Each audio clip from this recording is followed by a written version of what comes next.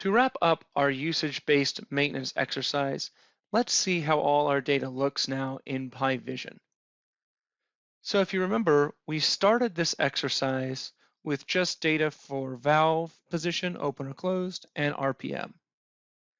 We used a valve position of open and positive RPM to calculate an equipment status. You can see on this vision display the raw data for valve and RPM in the trend, and then you can see the equipment status below it in the Gantt chart. From that equipment status, we were able to calculate run hours.